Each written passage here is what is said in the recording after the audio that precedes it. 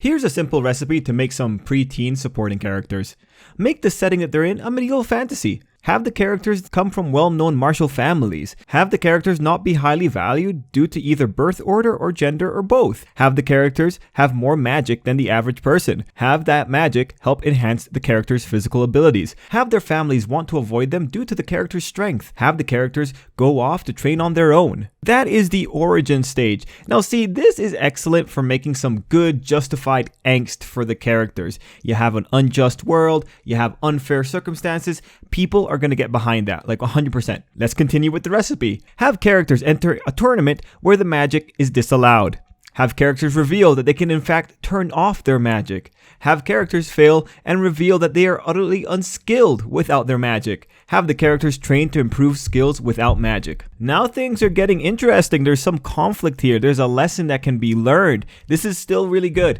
But here's how to botch this recipe. Don't link the characters' failures back to their origins. And don't let the characters reflect on how their origins got them to the point where they failed. Instead, just let them go on with their life after one minor hiccup. The way you botch this recipe is by not boiling it enough, or not giving enough details about the circumstances. And this happened in the spring 2020 anime, The Eighth Son, Are You Kidding Me? In my first watch through, all I'm thinking is I don't care about the struggle these characters went through, because on the first watch through, I'm just left thinking that their angst was largely self-inflicted, and that's not a good place to leave a viewer. As we go through the video, what I want you to take away is that the problem with the characters in Eighth Son is that they are criminally underdeveloped and that they deserved more than the anime gave them. So let me give you the proper context. In episode 3 of Eighth Son, we meet two young ladies. They introduce themselves as daughters of martial families. Over the course of the episode, we get hints that there's some problems, and then we have this scene where they tell us their problems. First, they tell us they can't succeed their family because they're not the eldest son. That by itself is an important factor for later. Then they go on to tell us that the little magic they had made them stronger, so much so that the average person just can't keep up with them. Because of this, the girls were eventually ostracized and had to train on their own. One of the characters even says this: "Before I knew it, I was stronger than my father and brother, and at some point they began to avoid me." And this is super sad. On the first watch through, I remember thinking, okay, if these girls can't turn off their magic, then this sucks. But I also thought at the same time, if they can turn off the magic, then this feels like they were accidentally jerks. With an important note being what the blue-haired girl said: "Before I knew it."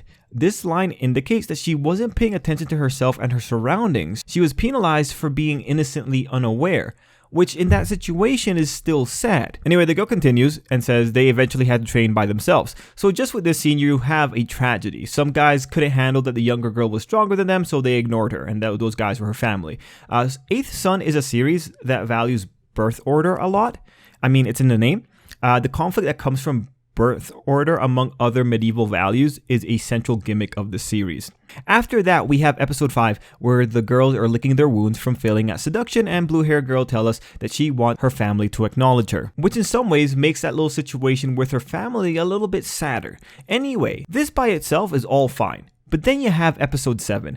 Episode 7 introduces a tournament where the use of magic, even magic to enhance the characters' bodies, is banned. But oh no! What are our girls gonna do? They need to enter because of obligation. Without magic, one even tells us it's impossible for them. Oh no! What are they gonna do? That's what they said. Here's where the trouble begins. Viewers now have to reevaluate the origin story in case they misinterpreted it the first time. The anime also gives no hints as to whether or not they could do this the whole time, or if it's something they learned after episode 3. So now you go back and you have to play the game. Were the girls unreasonable in their childhood? I mean, children are egocentric. Was the ostracization a product of them refusing to turn off their magic? Or was it still an act of innocent unawareness? Were the parents just not wanting to train with someone that was ignoring the fundamentals, or were they just not having it because of the child's position? For the purposes of this video, we are going to assume that the family shunned them due to position and not because of an honor-based reason, so that way the girls are still sympathetic in the viewer's eyes. To get a better idea of what is going on, we have to start inferring based on their behavior, because the anime just isn't telling us enough, and when we do that, there are not good signs here. The episode implies that the girls are arrogant. At the beginning of episode 7, you have this exchange. This blonde character, he brings up that he's tired and brings up that he's trying to keep up with these girls who are using magic and wants the regimen to be changed. This is the same character that in episode 3 established the difference in levels when he said no normal person could hope to keep up against people who are magically infused.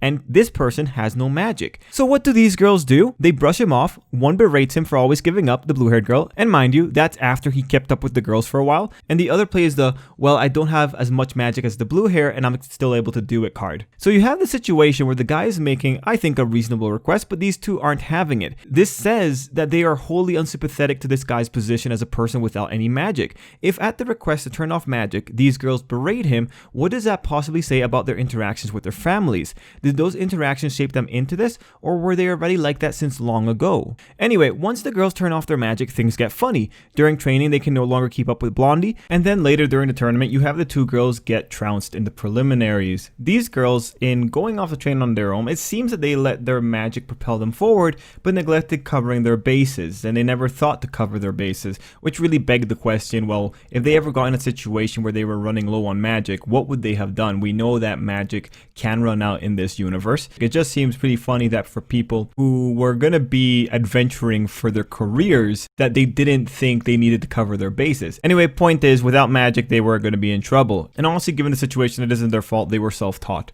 Anyway, at the end we see one of the pair, the red-haired girl, doing spear classes, and she's probably doing it without magic, given that the person is still able to stand up against her. In the spirit of balancing things here though, one thing that needs to be acknowledged is that the girls exist outside of this recipe. While how they act with the subject matter of this recipe, that being training and their combat ability, while that can be callous, when they're in regular scenes, they're various flavors of kind, even generic kindness. Some other times they're obnoxious, but the point is there is still some nuance here. Anyway, let's start putting things together. The problems ultimately come when you deny characters the opportunity to grow and reflect and instead protect the characters from the negative consequences of their personality traits. And that's what the 8th Son anime ends up doing when they minimize the girls' screen time. These three characters were introduced together. They are the main characters party. They are the main supporting characters. They were introduced as equal. By episode 7, however, among these three, Blondie is arguably the best character, followed by Red, with Blue at dead last. The reason this disparity exists is because of the difference in the amount of the moments of reflection. And because of that, it's very easy to play the comparison game with these characters.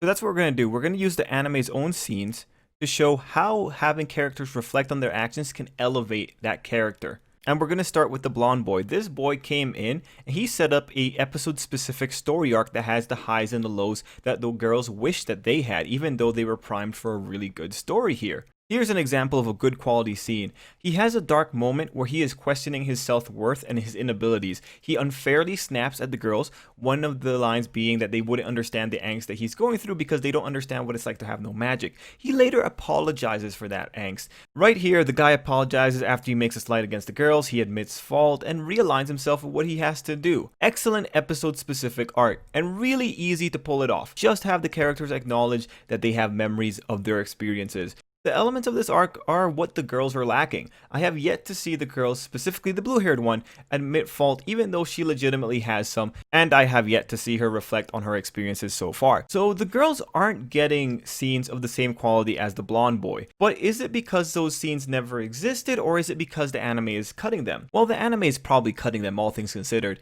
Going back to the previous example, when he told the girls they wouldn't understand what a no magic person goes through, he was right. We knew that given how uncaring they were at his plight at the top of the episode. But what did Blue do? She walked off with this interesting line. What the kids said to her clearly resonated. Maybe she heard it from her own family, but in the anime, what do we get? She just walks off. It doesn't tell us anything about how she internalized that. Did she think about her family saying that? Did she think he was wrong because of either arrogance or trauma? Was she annoyed having to hear someone not liking her for her magic use? The only thing that tells us that something is amiss is the intonation of the line. The anime ultimately sabotaged her by not filling enough details of her character. And here we face one of the problems of not having enough background details. I can infer that Blue had some thoughts about what Blondie said, but I can also infer that she may have had a negative reaction to those thoughts. I can also infer that she might have had a positive reaction to those thoughts. The reality is, there's not enough details one way or the other to make a definitive choice. Do I use the fact that she is nice enough when she isn't being challenged and give her the benefit of the doubt, or do I use the scene from the beginning of the episode that tells me that she has a lesson to learn here? Given how they treated Blondie at the top of the episode, viewers have no reason to believe that Blonde was incorrect. Furthermore, the only scene that can really tell us how they felt about his words is a scene where they essentially brush him off and sweep it under the rug, and honestly doesn't flow naturally. What does saying they're not gonna lose have to do with a guy previously giving up with himself and telling them that they wouldn't understand? They get told they wouldn't understand, so they go off to train harder without magic. That doesn't solve the initial criticism that because they have magic, they are innately more valuable than the blonde kid, whose only way forward is through legitimately being good without magic. It's moments like these that make you feel like something was cut. It feels like the anime is ignoring some good character work here. Moving on, in regards to what elevates red over blue in this particular recipe, it all comes down to the difference in how their defeat was shown. In episode 7, when Blue is defeated, we get nothing else. She loses in the preliminaries and then just goes and sits and is disappointed. There is no reflection on, I wish I had trained the fundamentals earlier. There is no acknowledgement of it would be worthwhile to train without magic. There's no appreciation for how much effort the blonde kid put in. All we get is a character acknowledging that she was at a disadvantage and giving her props for doing as well as she did. And then later she gets trained by a noteworthy character. Compare this to Red's defeat. Red loses to a character that was introduced as a sort of gag. When Red returns, we have an exchange where Blue voices her surprise that the gag character was actually strong, and Red praises him for actually being a cool guy. This one scene afforded Red something: humility. She came back with knowledge that someone they thought was a joke was actually respectable. She even got to know the guy in spite of her loss. It's little things like this that elevate Red over Blue. What happens in the anime, unfortunately, is other than being generically kind, Blue is spunky and extroverted, and the anime, in removing nuanced moments from her, makes her seem a little bit more obnoxious than she should be. And for both Red and Blue, removing nuance from them in general and not showing them process their failures just makes it seem like these are characters that just go with the flow, that just have the world act upon them without really changing internally themselves. Having characters reflect on their circumstances is good. Having them reflect on their failures is also good, and we have proof of that from another storyline featuring Red and Blue. When these girls tried to seduce the main character, they failed. Now, if we received the same level of care as we got in episode 7, there'd be nothing worthwhile when they fail. But no, they actually got to have a somber moment where they actually took stock of themselves. That one moment of them actually recovering from their fail told us so much more about them. That's how it should be done. Failure is an opportunity to learn for both the viewer and the character. But that in itself tells us how the anime is treating the characters. It doesn't matter if they have an opportunity to work on their characters as fighters. It seems like because they are the harem mates, they get developed when they failed at romance. Otherwise, they're going to be various degrees of kind when they're not being actively developed. That is really unfortunate. The anime has really botched these girls. For other reasons too, this is just one of many, but they're really botched. They're not great harem characters. It's really strange that for a harem anime, you have such... I don't even know how to describe it. These are characters that you could remove from the show and nothing really changes. At this point, they're just filler. Anyway, in closing, there's nothing wrong with children being arrogant. There's nothing wrong with having characters go back to zero and start again. Just show the process. Show that they learn something, especially if they're supporting characters. The more a character angsts about something, the more the character should later resolve it. And that was seen with the blonde character. The more arrogant the character, the more that character should be corrected when failing, especially if they're a supporting character. Characters shouldn't be stagnant in the face of a challenging world. Otherwise, why care about them? They're just props that exist. Erwin, the blonde character, shows what little moments of reflections can do to elevate a character among its peers. It makes the character more likely to be remembered. It makes a character that viewers know has grown. But treat characters the way that this anime treats the girls, and you may end up with characters that are just there, just going with the flow, and who really wants to just watch that?